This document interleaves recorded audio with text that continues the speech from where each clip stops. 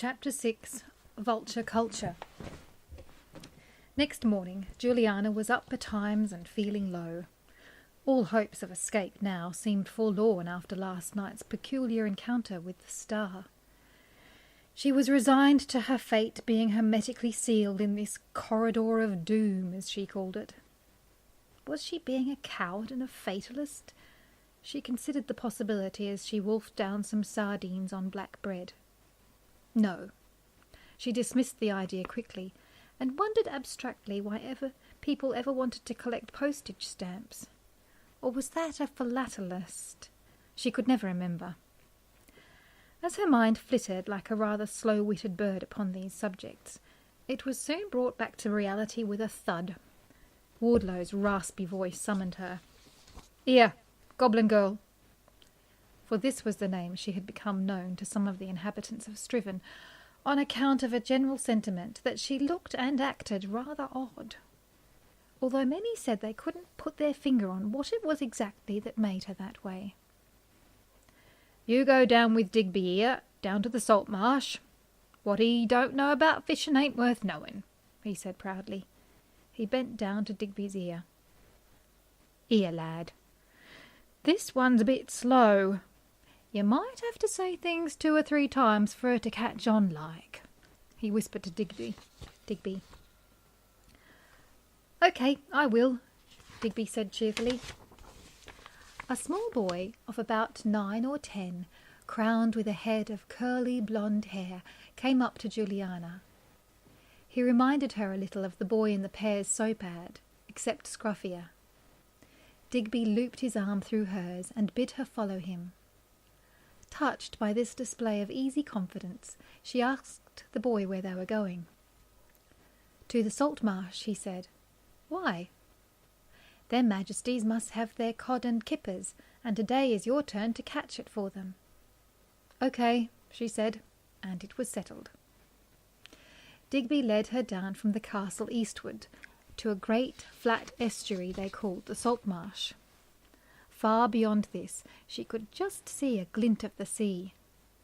The vegetation roundabouts was mainly marsh grass, low shrubs and reeds. Lots of little quiet pools broke up the marshes, which stretched off as far as the eye could see. As they were walking, she casually asked him if he had ever happened to come across a bright chap called Corion.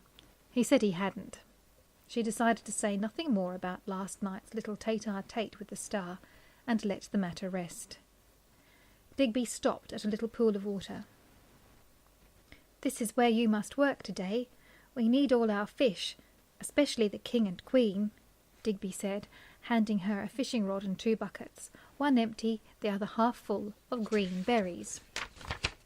"What are the green things for?" "They're bait to catch the fish. You hook the bacchus berries onto the line, like so." He carefully demonstrated this first step. "The fish seem to really like these berries, and they just grow on those shrubs over there." He motioned to one of the nearby bushes. "Then you drop your line into the pool and wait for the little blighters to bite. Then you reel them in and drop them into the empty bucket," he said encouragingly. "OK, that's all pretty low-tech. Sounds easy enough," she said. Digby placed a small 3-legged wooden stool at the edge of one of the pools and bid her sit down. "I've got to go back to the mines now. One of the sentries will come and bring you back to the castle." "I half envy you being out in the fresh air," he said, taking in a deep breath of salty air. "It smells like a swamp," she said, screwing up her nose. "Mind the mosquitoes," he shouted as he made his way back over the boggy plain toward the castle. "Ugh," she said as she peered down into the brackish water before her. But at least the landscape, though soggy, was innocent of people, and she soon settled down to her simple work. The silence seeped through her pores like honey. Plop, plop. One by one, the dead eyes of fishes stared up at the vast sky from their bucket of doom. This is easier than the mines, it was true, Juliana thought. There sure was something about those green berries that the fish couldn't resist. Tranquilized by the repetitive work, she fell into a reverie. Her thoughts drifted first to home, and then to the gauntlet come hanky thrown down by Corian for her to take up. She looked about her half-heartedly for the white heart of stone, whose, as she called it, and gave it up as a mare's nest. Her attention then turned to these pools fecund with fish. She reasoned that at least the Strivenites would never have to worry about environmental issues such as pollution, carbon footprints, and overfishing here. The wet plains were empty, save for the odd crane. The stagnant air was still and close, and although Juliana could not hear it, far in the distance a conversation was taking place between two odd sisters. "Carpy, dear," said the first. "Yes, Barpy," responded the second. "I'm feeling a little peckish, aren't you?" Carpy said. Barpy turned and eyed her sister carefully. "Are you feeling light-headed, dear?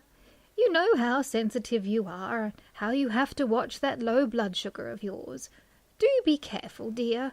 You know what happened last time you fainted," she warned. A shudder rippled over their greasy feathers at this shared memory, and their yellow claws curled at the thought. Breakfast was a long time ago, and with only one rat and a lizard between us, it did feel quite light, Carpy conceded. "Shall we pick up a takeaway for lunch from the salt marsh, then?" said Barpy. "Yes, pet, let's keep it simple," said her sister. And with that, the two monsters raised their wings in a most dignified way and started their flight across the marshlands. Presently, Juliana noticed a disgusting odour. "Yuck," she thought. "What is that terrible smell?" She sniffed under her arms, blew into her hand, and took a whiff of her own breath, just to make sure it wasn't her. It wasn't. "It must be the fish," she said, and returned to her task. A few minutes passed, and the foul stench grew stronger. It filled every atom of the air. There was no escape from the sulphurous vapour that settled like a mist, stinging her nostrils. It was closing in. Her head was swimming, as were the fish. Very close to passing out, Juliana felt the world around her starting to recede, like you do when you get a cold, except faster. "1, 2, 3, bomb her, dear. Make this magworm disappear." Carpy and Barpy squawked in unison. "Hey?" said Juliana, looking up. It all happened so fast that she couldn't be sure she had seen right. At first she heard a great flapping of wings. Next she saw what looked like 2 large vultures swoop down on her. But instead of the usual smallish head and hooked beak of your average vulture, there, attached to these vultures' bodies, were the neat blue-grey heads of 2 self-respecting old ladies, the sort that you might see in any decent knitting catalogue. She didn't have time to ask questions, for right then she could feel cold talons grip her shoulders, ready to snatch her away and whisk her away. Her little body felt limp, what with the stench and the shock. Just then she heard the most beautiful words ever spoken. "Shoo, you pesky peewees!" barked a marsh guard. Brandishing a bayonet, he angrily swatted the airborne predators. They dropped Juliana like an eagle drops a water vole, plop, and then flew away. "Old besoms," the guard muttered as he turned his attention to the child lying on the ground in a crumpled heap. "Bluebirds of happiness, they ain't. More like bluebeards of harpiness." He wheezed at his own little joke. "Are you all right there?" he inquired after the girl.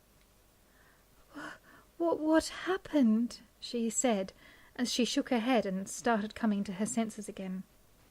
"Ah, them infernal old harpies again," said the marsh guard. "Horrible, stinking creatures. I don't hold with them myself. Always trying to eat small folks and make a nuisance of themselves.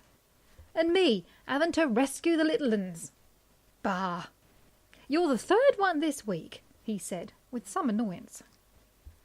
I'm sorry, she said, rubbing her head. What or who is... What did you say? RP? She asked dazedly. You know, the harpies, he said draggingly. Have you been living under a rock, my girl?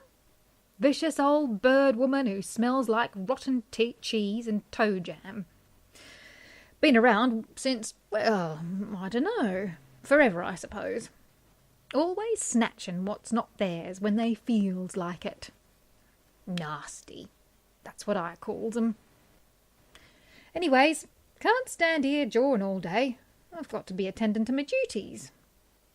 Best get you back, my girl. It's not safe here.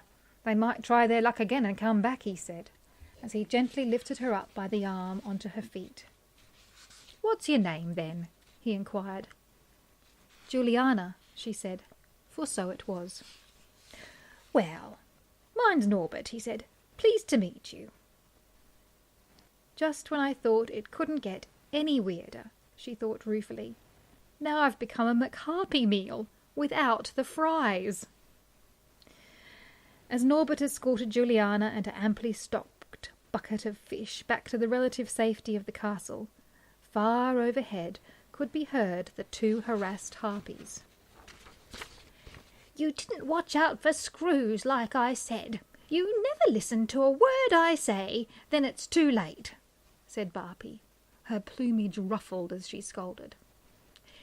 If you'd have taken the left side instead of the right, like I said, instead of wasting time arguing about it, then we'd be dining on that dainty morsel now.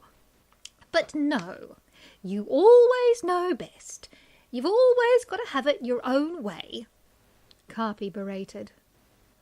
As they gradually became two dark dots in the violet sky, they were bickering still.